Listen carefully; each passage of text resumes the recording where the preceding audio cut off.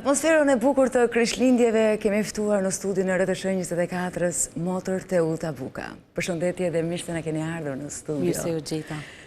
Çfarë është Krishtlindja dhe çfarë simbolizon ajo? Po Krishtlindja është festimi i një eventi historik që ka ndodhur realisht rreth 2000 vite më parë dhe është hyrja e Zotit në historinë e njerëzimit. Zoti Jezus, biri i hyjit, që Zoti prej kohësh ja kishte premtuar popullit vet ardhin e një shpëtimtarit. Dhe linja e tij në kohë, në një moment caktuar historik, në një vend të përcaktuar fizik, gjeografik, e bën të prekshëm e dukshëm premtimin e Zotit për gëzimin e popullit vet. Është katolike apo ortodoks? Po Krishtlindja është Krishtlindje. Ka lindur Krishti, si ortodoks, si ne katolik, sikurse edhe protestant, ne jemi të krishterë. Do me thënë, besojmë në Jezusin, kështu që një Krishtlindje ka.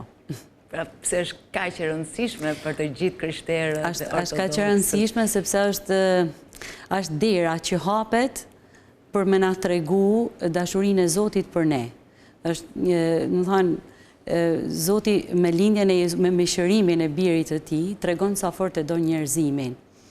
Na duket pak si kështu, si gjë e ditur, por në fakt po ta mendojmë mirë që hynia hyn në historinë njerëzore.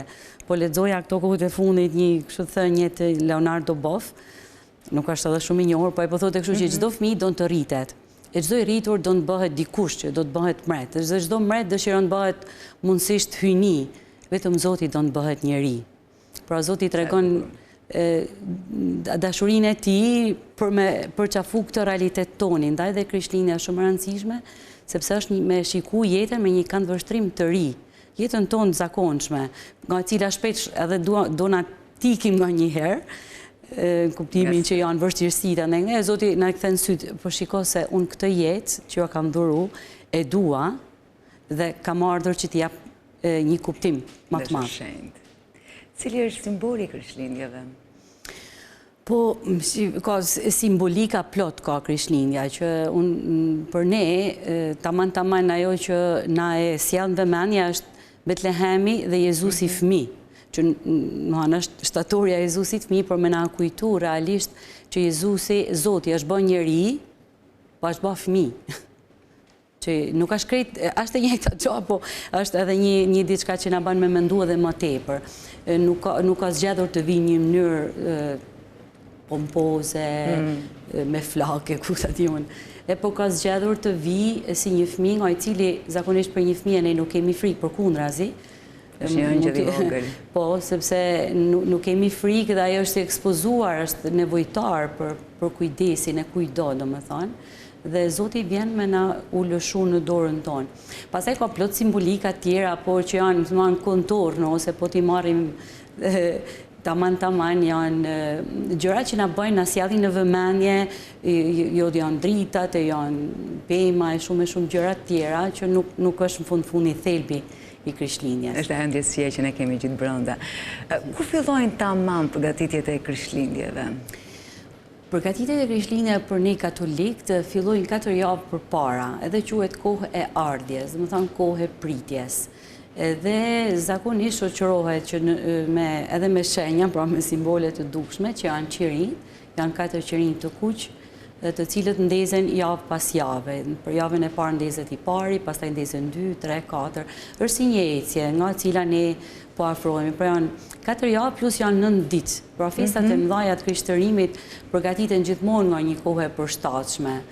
Edhe në fakt kështu ndodh edhe në jetën e zakonshme, sepse kur kena një event të madh në jetën tonë, nuk presim atë ditë, gjithmonë para përgatitena. Dhe në masën që para përgatitena, në atë masë edhe e shijojmë më bukur. Sa bukur. Po simbolika e pemës, cila është? Po pema ka shumë simbolika. E pema kryesisht bredhi, sepse për pema Krishtlindjet është bredhi që është simboli jetës, njëkohësisht është pema që ne e dim që është pema e njohjes së keqes së mirë dhe pema e jetës, nga e cila njerëzimi u privuan në fillim për shkak të mëkatit, Dhe kjo pema Krishtlindjes na sjell në vëmendje këtë. Por gjithsesi gjithmonë pema është simboli i jetës e i gjallërisë. E zbukuruar pastaj me lule, me drita, sepse në fundit ne presim dritën. Shpesh herë ngatrohen sepse mendojmë që po presim Krishtlindjet duke zbukuruar gjithçka.